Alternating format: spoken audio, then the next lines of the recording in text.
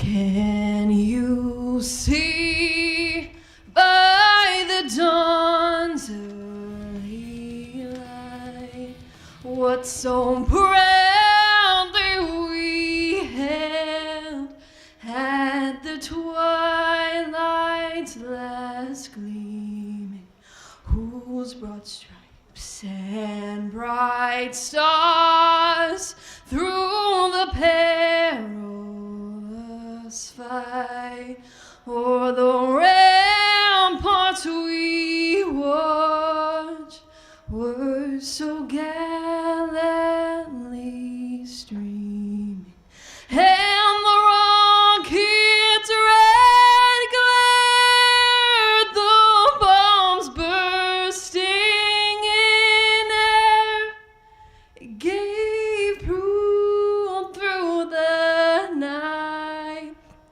that our flag was still there.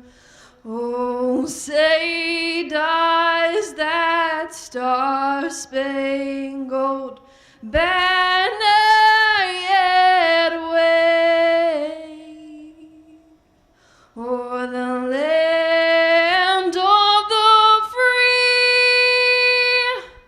and the home of the brave? Hello, everybody, and welcome to historic Holman Stadium, scene of tonight's playoff game in the Futures Collegiate Baseball League between the host Nashua Silver Knights and the visiting Seacoast Mavericks. Hi, I'm John Collins along with Tom King.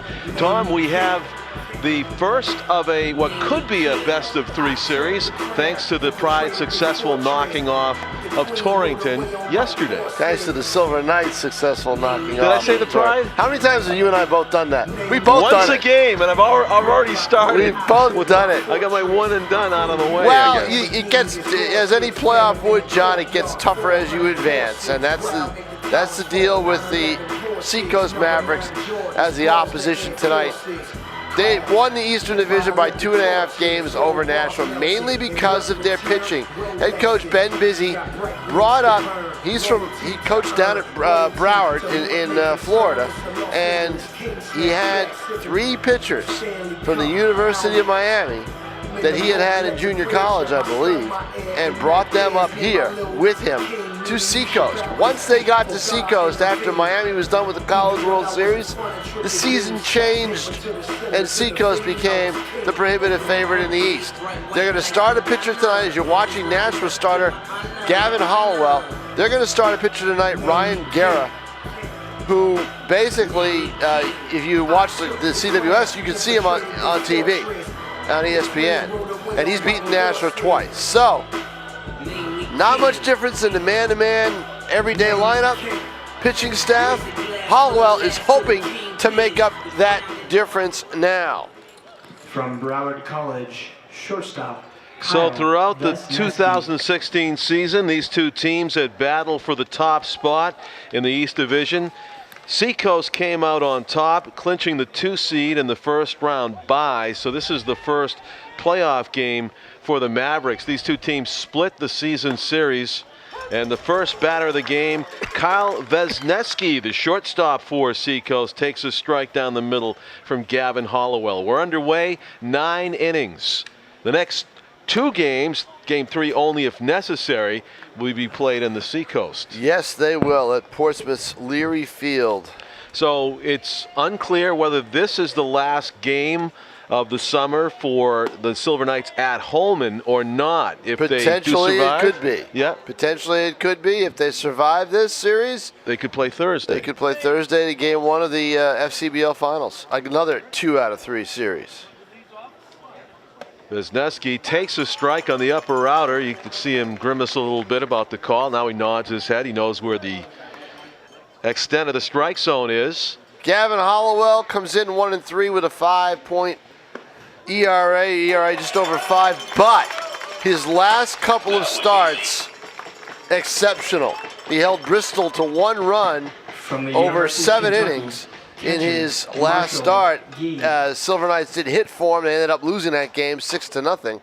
but he only allowed one of those runs, and he has pitched very, very well. And John, he is another high school graduate who is going to St. John's, just like Sean Mooney. Hit to right. It's a late break for Cruz out there, but he's still able to make the play. Cameron Cruz has mastered right field at Holman Stadium. You know, that ball was hit exceptionally well there by Marshall Guy, the catcher for Seacoast, but unfortunately for him, he hit it right in the near vicinity of Cruz. I think if that was a little bit more of a distance away from him, he would have had trouble. Probably trouble getting to it because again, look at the time of the start. Yeah. It's right field isn't a problem for the length of time that it has been for these teams early in games, because now we're into August.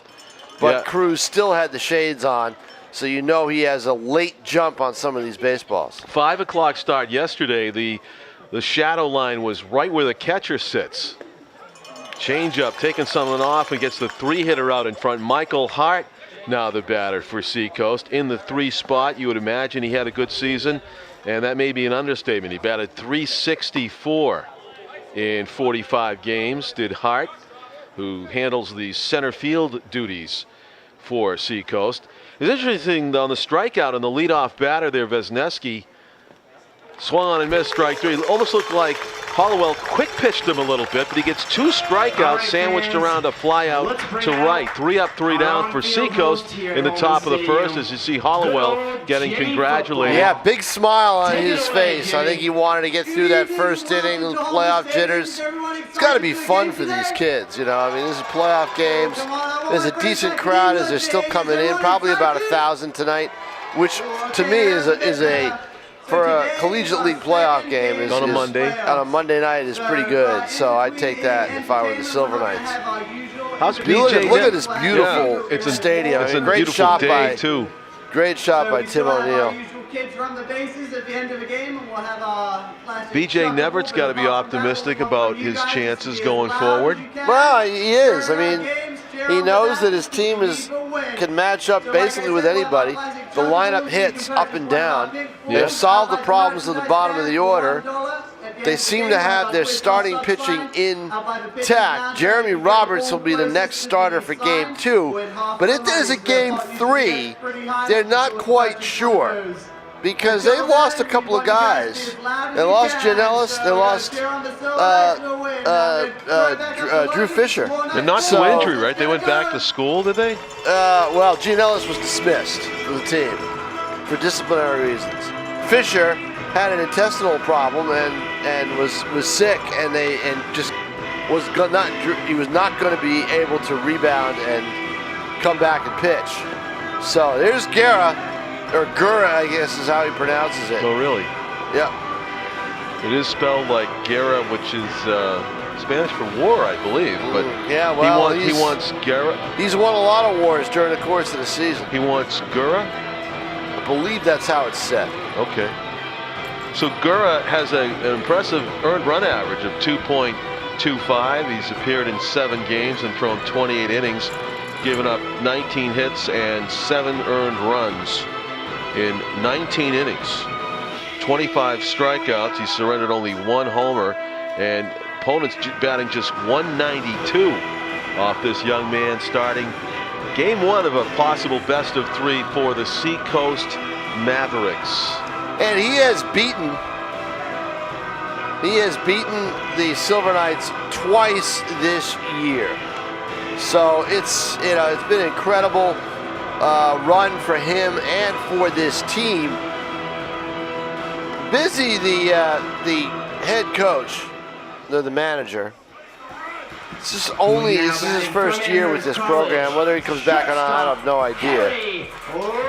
He used to live and coach in Maine, and there were some contacts, with this team being in Portsmouth, it's right on the border.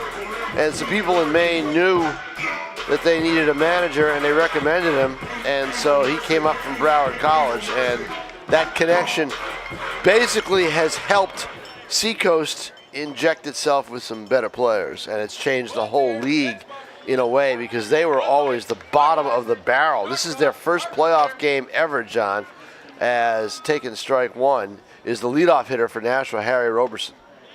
Well, congratulations to them for that first playoff game. And Roberson is quickly down in the count, 0-2 against Gura.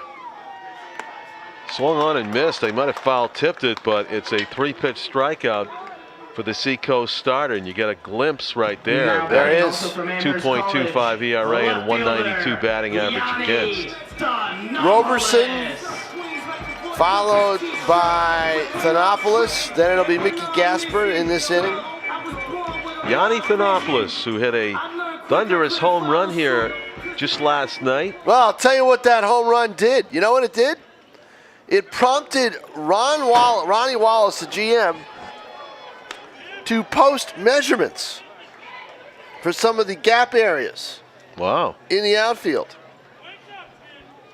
359 to left center, 369 to right center, and then 311 down the right field line. And they posted those numbers on the just on the sections of the fence out there. I mean, we have left field and center field. Always, but we never had right. Right is now 311 down the line. And then he posted the gap areas.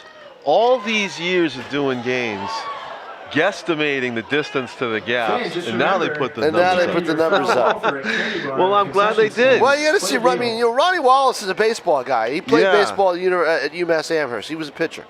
You know, he's and he pitches and he plays in an adult league, so he's into the whole thing. I mean, he's just not a businessman. Grounds out. Did he roll out one of those measurement sticks? Don't know how he did it. I just talked to him this afternoon when I got to the park, and that's what he told me he did. Because I was going to ask if I was curious whether he tried to remeasure the 307 down the left field line and see if that was still accurate. I think the Fenway Park wall thing, that's been remeasured about 20 times over the years, and same thing down to the pesky pole. But there's the first pitch swinging. Gasper flies deep to left, but he's going to be out. It's a 1-2-3 inning for the Silver Knights here. 0-0 after 1.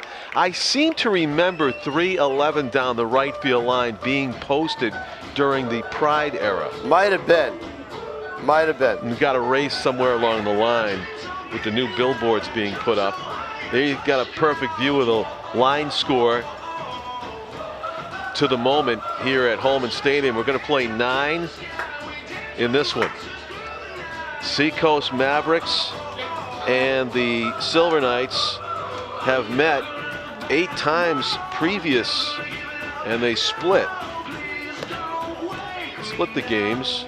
But Seacoast has won 3 of the last 4. They've all been pretty close. Looking down the scores, really the only close to a lopsided game was on June 29, an 8-3 win for the Silver Knights. Otherwise, there was a couple of 4-run games and a lot of 4 other really close games.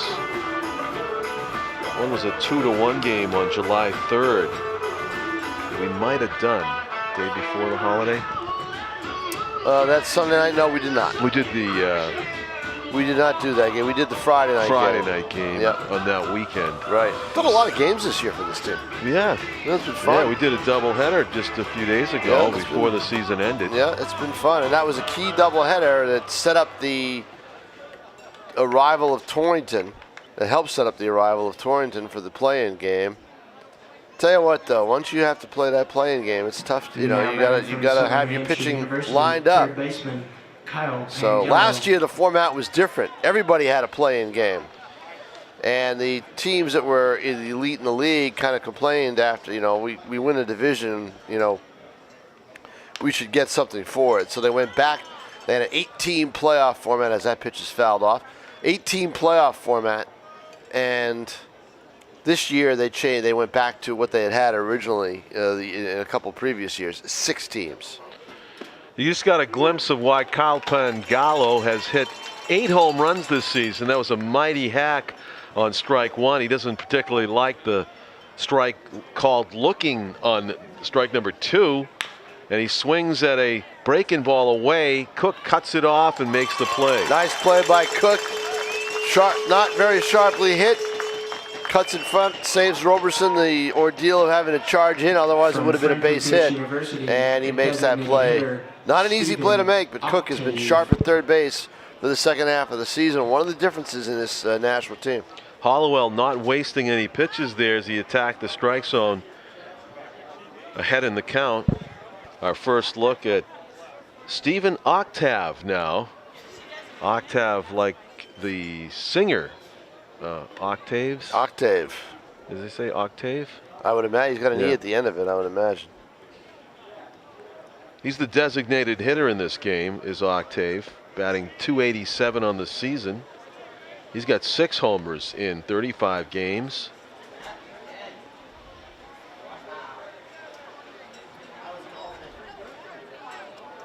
Beautiful night.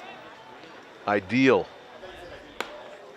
On the inside third there with a good fastball from Hollowell. Octave, he's a pretty tall guy. Let me check the program. He fills up that batter's box. He might have foul tipped that into the mitt, up in the zone. 1 ball and 2 strikes on Octave. Who is 6'3", 215. Plays ball for Franklin Pierce and grounds it to DeSarcina to the backhand. 2 up, 2 down here in the second inning for Seacoast. Pair of ground balls induced by Hollowell. Now batting from New York Institute Manager of the Technology, Seacoast Mavericks is Ben Busy. And he spells it B-I-Z-I-E. Busy has changed this franchise. Be curious to see what kind of support they get over at Leary Field. It's not much. I mean, they don't draw, they draw, triple, they never get into thousands. They get into hundreds. But it's all about the baseball for this franchise. Operating on a little bit of a different plane than the stadium-type franchises around the league like Nashua, Pittsfield, Brockton, Lynn, North Shore, Worcester, all those stadium-type, Bristol, all those teams are operating on a different plane than Seacoast. I would imagine at some point there's some talk that they're trying to get that some investors want to take over this team and build a stadium in Brentwood. So that would be interesting if they did that. Jacob LaBelle, the 260-pound first baseman, grounds to the shortstop, and he never really put his bat down. He still has it. He still has it in his hands. You're right. 3 ground outs as Hollowell spreads the wealth. 1 to third, 1 to second, and the final out to the shortstop. We go to the bottom of the second. It is still a 0-0 game here at Holman on an August 8th. All right, look at the August picture, John. The sun kind of slivering into one small square, that outfield. If this were back at the start of the year, that whole outfield would be completely sun splashed. Yeah. Now, Tom, if you walk down the hallway and out that door, you could make shadow puppets out there in the right field. That's true. Grass if you wanted to. I know it. That's the doorway out there, the left side. It's in silhouette, left side of the press box level here at Holman Stadium. And it is a beautiful shot. Tim O'Neill, our cameraman, our executive producer is Pete Johnson. I'm John Collins, along with Tom King, who has covered this team from its inception to this moment. I mean, going back all the 6 years and then all this season. He knows the players and the coaches and the inside outs. And it's still fun, right, Tom? Still a blast. Yep. Always is. There are worse places you could be. That's true. There's no doubt about it. Holman Stadium. Let's see. Where's that posting for the left center field? Let's say where an office hit that. It's probably out there between the Lowell 5 sign and. It's between the. Let's see. We know where the Bud Light sign is. Yes. No. It's you can see the lettering. You can see the white lettering right between the green billboard and the white billboard. Oh, there it is. Yeah. See it? Yeah. Right there. Yeah. And you said that says 3. I believe it's 359. 359. Yeah. Oh, it's vertical. Yes. Nice. Baseman Ryan Nicely done. Sullivan. Ryan Sullivan would love to hit the 5 in that 359 on the fly right now, and he can do it. He's got the power to do it. Ryan Sullivan, the Silver Knights' big first baseman, draws leadoff duty here in the bottom of the second, and he hits almost it does. high and deep, and it is going to be caught. And there you see the 359. Oh! How about that? Right at the track, John Collins. Good call. Almost. Almost. Second baseman. Just at the track. That was giving me the chills for a second. I thought he was going to go there. Ryan Unbelievable. Sullivan If he had hit that home run right in front of that, right over that sign, with the long, loud I out. would have died. I know it. We probably could have gone viral. Probably. Probably could have. Oh, first pitch. A lot of first pitch swinging here. But you know what? These pitchers are attacking the strike zone. Both Gura and Hollowell. Yes, they are, and that's what you want your playoff pitchers to do. Walks in the playoffs. Cam DiSarcina are hard. Right at his counterpart at second base, making easy work of that was Alvin Swoop. Swoop. Swoop, there it is, to second base.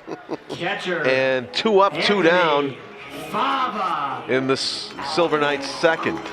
Anthony Fava getting his first at-bat of this game in best-of-3 playoff series against Seacoast. The Silver Knights catcher stepping in there on the right side. Batting .223, entering the playoffs.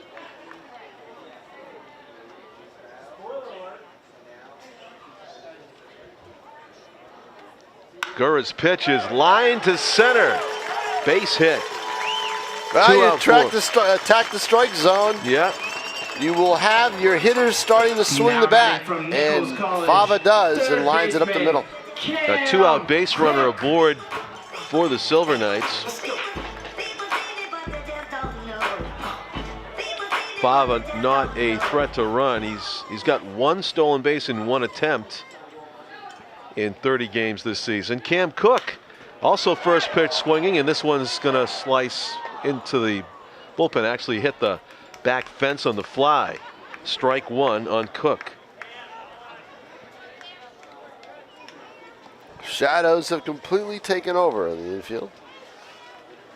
Right fielder Jeremiah Adams was shading Cook that way. You saw him in the picture immediately toward the right field line.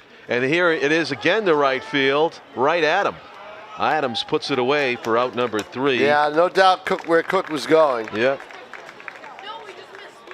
So, 1 hit in the game now, belonging to Anthony Fava. Otherwise, it is a pitcher's duel officially as we go here to the 3rd inning. Top of, and Seacoast will be sending their 7, 8, 9 hitters, the bottom of the order, to the plate. Look at all that pine out there.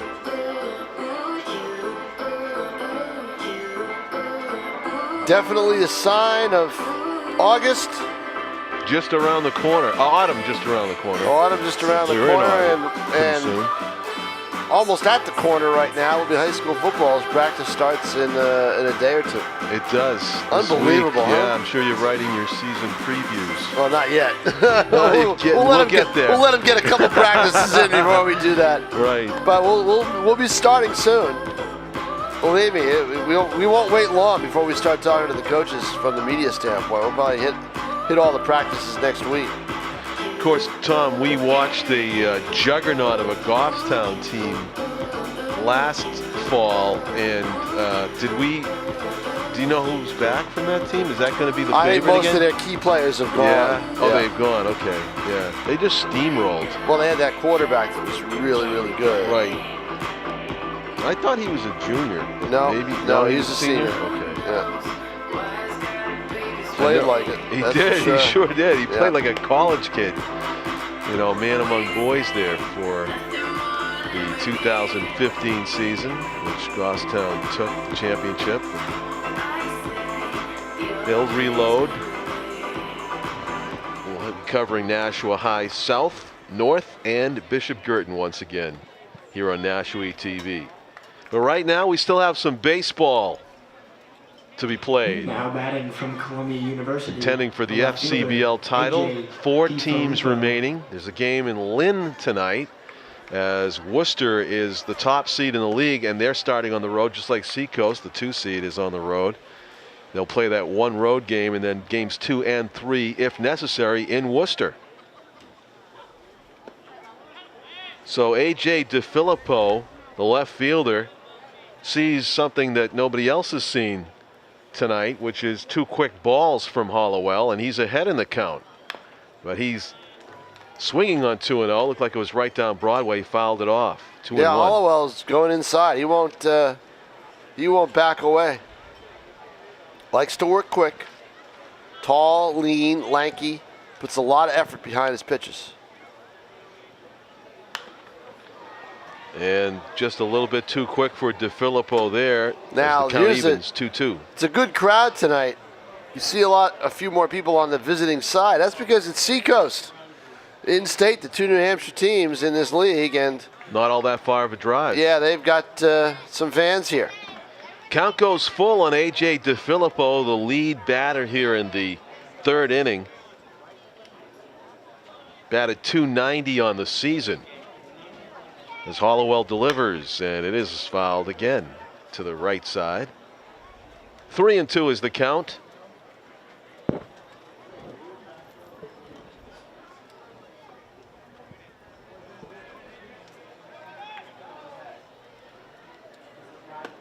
Clearly ball 4, so an easy take for Di Filippo, who becomes the Mavericks' first base runner of the game. Well, falling behind in the count 2-0. Hollowell can't quite Now batting battle from the back. University of Oklahoma, right fielder, And we have our first walk of the game. Adams. Jeremiah Adams is the batter now.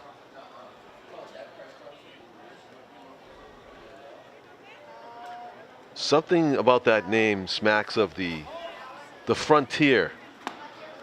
And I know, doesn't it? yeah, Jeremiah Adams. It's like he's going to retire to a farm somewhere in the wilderness. He was announced as an Oklahoma.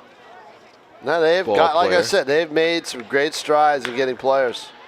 What a leaping grab Cook by gets Cook. rid of it. Nice scoop by DiSarcina. Almost a brilliant double play. They get the force. Great grab by Cook. High hop, leaps up in the air, is able to snare it. And how he got to second in time, I don't know, but he did it. He's got a quick From the release. University of Mount Olive, second What is Yeah, it? baseman, he sacrificed a Alvin little velocity to Swoop. get the quick release, but DiSarcina made it look easy at second on the Right. short hop.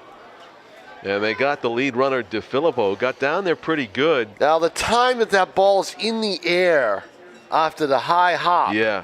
that's going to allow the batter probably to get down to first base in time. That was the key part of it. The 9-hitter is Alvin Swoop, the second baseman. Swoop is a player at the University of Mount Olive, which is going to send me to Google again. And he lives in Port St. Lucie, Florida, which is over where on the Atlantic side, where the Mets and the Mets have their spring training facility.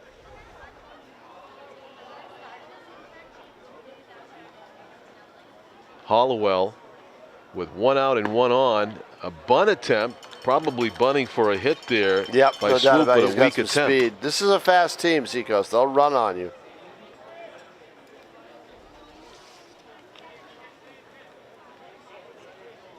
Swoop, a .255 hitter on the season in 29 games. Going to right with it. Cruz back just a couple of steps.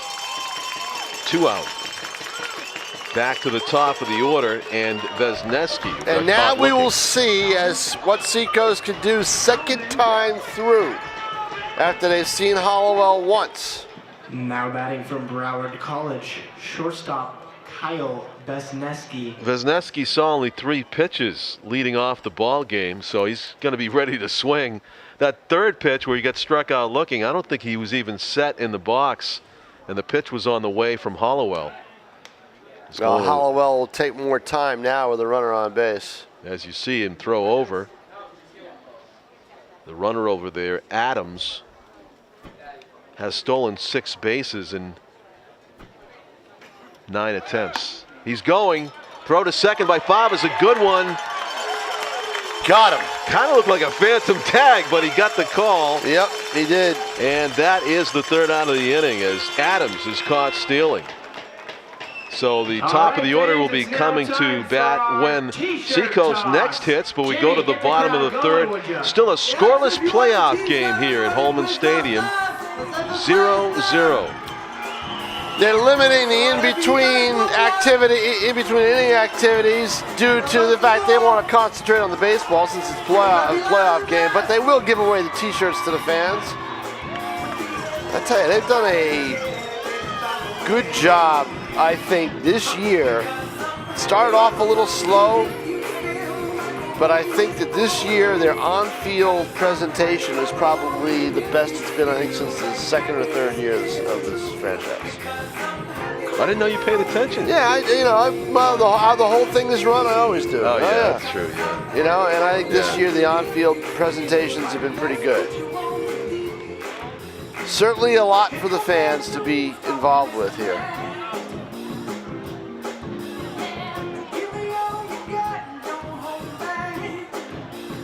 Yeah, in minor league baseball, it's not just about the baseball. It is also about the whole atmosphere and the entertainment. Right, and this is run, even though it's a college league team, it's run like a minor league team. It's way early, but did they talk about any changes next year? Well, there'll be a new owner next year, John. I don't think there's any doubt about that. Drew Weber's put this team up for sale, and although he didn't, when he put the Spinners up and put both teams up on the market, it was not, it could have been a package deal for someone, but the group that bought it, David Heller, did not buy the Silver Knights to go with the Spinners. So now that Weber has divorced himself from Lowell, he basically is an absentee owner this year. I mean, he's called every day and gone over things every day on the phone with Ronnie Wallace, but in fact, he treated the team to lunch at a local restaurant to start the playoffs on Sunday. But he has not been back since, I think, the second week of the season, and probably won't be back until papers are passed. I believe they have an owner, a buyer located. It's just a matter of whether all the I's get dotted and the T's get crossed and everything goes through. And I think that'll be done sometime after the season. They won't do it during the season because it would have to change. The lease has to be changed and everything else because of that. It's with a new entity. So all of that will take place sometime in the off season, probably sooner than later. And it'll be interesting to see how that goes. I mean, the team isn't going anywhere. They'll keep it right here. The league wouldn't want anything more, and the league has to approve everything. So, but we'll see what happens. On 2 hops to the shortstop, Vesneski fires over in time to get Cam Cruz. 1 up, 1 down here in the bottom of the third inning. I know one of the things that's been missing this year after the opening weekend has been the kids area.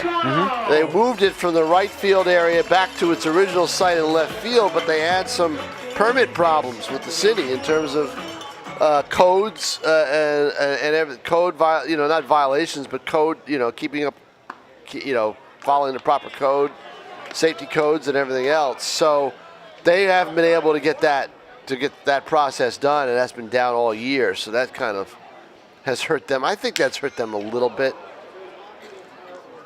Fair ball. Yep, and it's a ground out, easy out to the first baseman, LaBelle. So McConnell is retired. 2 ground outs to begin the third inning. Back to the top of the order, Roberson, who struck out his first time up. Tell you who's a good guy to be, besides the fact that he's pitching a shutout right now. Ryan Gura is heading to the University of Miami. He'll be a senior after this. He'll be a senior at Miami this year. Well, it says in the program he's not going to graduate till 2018, but this isn't, a program's not always right. Eligibility is probably the difference.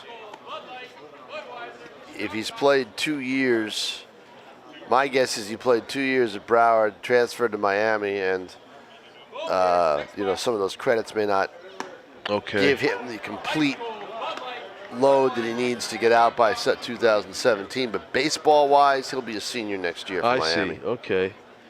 And then there's also Trevor DeLate and Isaiah Musa, Yep. 2 other ace pitchers for Seacoast. They're also from Miami, and big reason why they made the playoffs. 3 up and 3 down. I'll tell you what, John Gura Collins. making easy work of the Silver Knights. There's one thing that Gura hasn't done in these 3 innings. You know what that is? Walked anybody. Close. You're close. And You're close. falling behind in the count. Hey fans, we are happy You're to even introduce closer. now to our menu Thrown of a ball? many drinks, You original got it. beer He has sales. not thrown a single ball in these 3 innings. 23 pitches, I believe. Behind the first base side, next to the stairs, leading up to the suites. I was thinking, what else is left? Right, And it's like, exactly. you're right. You know what? I can't remember No, hasn't done it. a 1-2 So count down or to the a main concourse 1-0 and count. Get your float tonight, It's folks. pretty impressive. You would think a pitcher might get in a little bit of trouble from being too much Around the plate. around the plate. Yep. So we go to the top of the 4th inning, and we're 0-0. It's going to be the top of the order for the Seacoast Mavericks, due up. As Vesneski was stranded in the batter's box when his teammate got thrown out stealing last inning.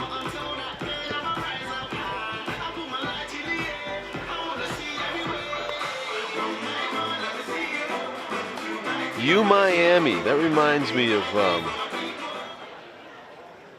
Alex Now Rodriguez. batting from Broward College, Was retired shortstop since we last Kyle talked. That's right. Vesneski. No, he did it. We Actually, no, he did. we did Sunday Right, morning, and we did the Sunday. game Sunday. Yeah. Right.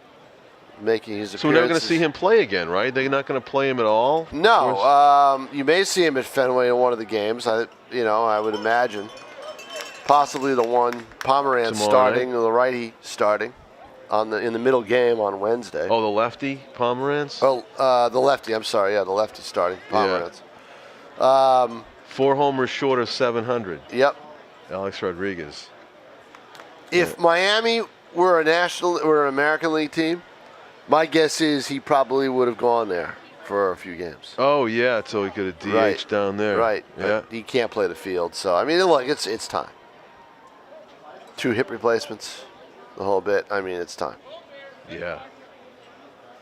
Another instance where a team overpaid for a superstar in his prime and overestimated how long he was going to be good. Hank Steinbrenner, not the one in control now, was the one who insisted on that contract.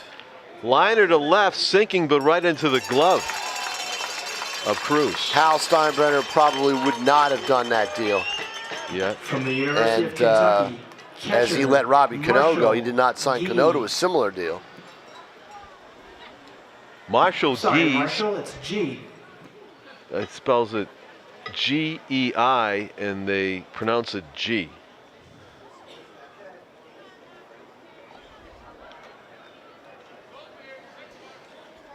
Tell you what, the best thing that Hollowell has done is basically work all sides of the plate. Yeah, as you speak, In, out, everywhere. outside corner for strike 1. Gee with the pink bat.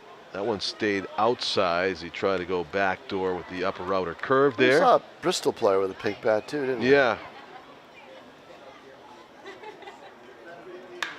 Liner to left. McConnell, and now it is Thanopoulos Yep. cutting into your picture for the out. Thanopoulos has got some speed. He's got a good quick first step, and he gets a jump on that ball. Now you can get a jump on the Now baseball. batting from UMass, No shadows, center you know, it's all- it's Michael basically the- Hart. Basically, the sun has gone down behind, has gone behind the level of the suites in the press box. Had those suites not been there in the old days, 15, 16 years, about 16 years ago, there'd still be a little bit of sun out there, Yeah. But those suites, another level of the stadium, has knocked them down. Michael Hart. Who would have thought back in 80s and 90s and early 2000s at Holman Stadium would have luxury suites. Yeah. They did a great job in setting that up, and it's been a good revenue source for the teams that have been here, including this one. Michael Hart, 364 hitter, struck out his 90s. Early in 2000s at Holman, early 2000s at Holman Stadium, luxury suites. Yeah. You know, they did a great job. It's been a good revenue source for the teams that have been here, including Michael Hart, hitter, struck out his 90s. Early in 2000s at Holman, early 2000s at Holman Stadium, luxury suites. Yeah. You know, they did a great job. It's been a good revenue source for the teams that have been here, including Michael Hart, hitter, struck out his 90s. Early in 2000s at Holman, early 2000s at Holman Stadium, luxury suites. Yeah. It's been a good revenue source for the teams that have been here, including Michael Hart, hitter, struck out his 90s and early in 2000s at Holman, early 2000s luxury suites. Yeah. Did a great job setting that up. It's been a good revenue source for the teams that have been here, including Michael Hart, hitter, struck out his 90s and early in 2000s at Holman, early 2000s luxury suites.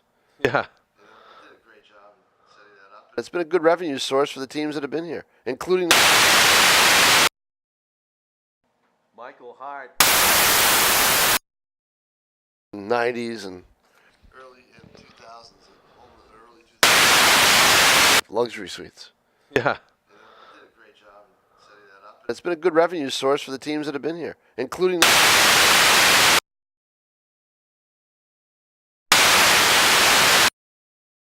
'90s and early in 2000s at Holman, early 2000s luxury suites.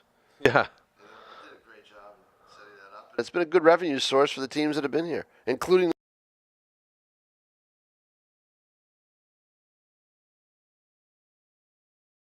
'90s and early 2000s. Yeah. Did a great job setting that up. Teams that have been here, including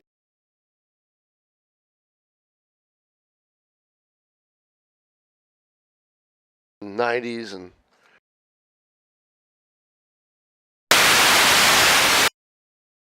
Yeah. did a great job setting that up. Teams that have been here, including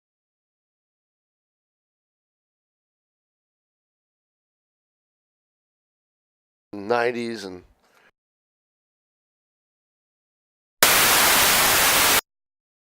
Yeah. did a great job setting that up. Teams that have been here, including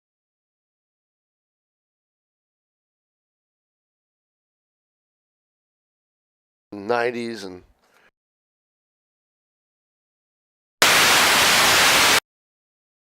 Yeah. did a great job setting that up. Teams that have been here, including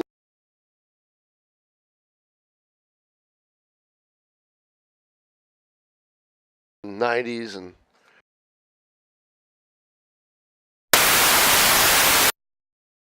Yeah. did a great job setting that up. Teams that have been here, including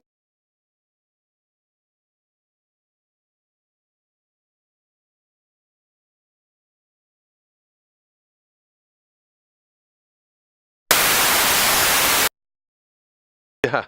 did a great teams that have been here, including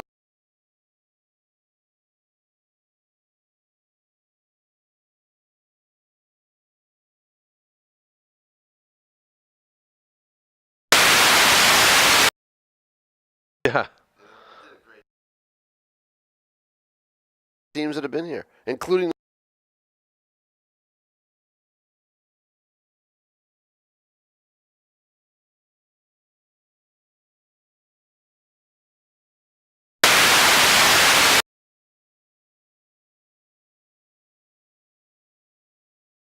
teams that have been here, including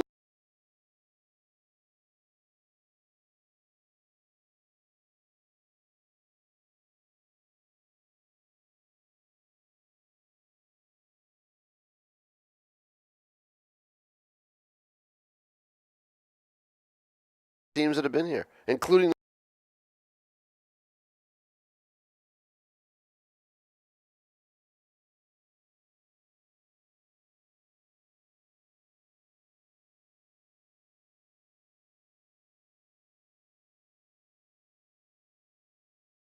teams that have been here, including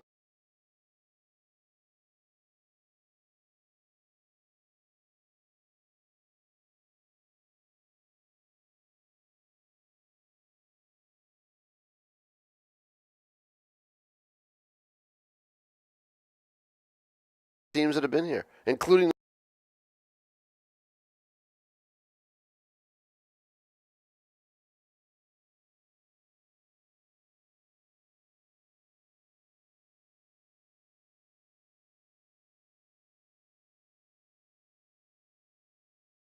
teams that have been here, including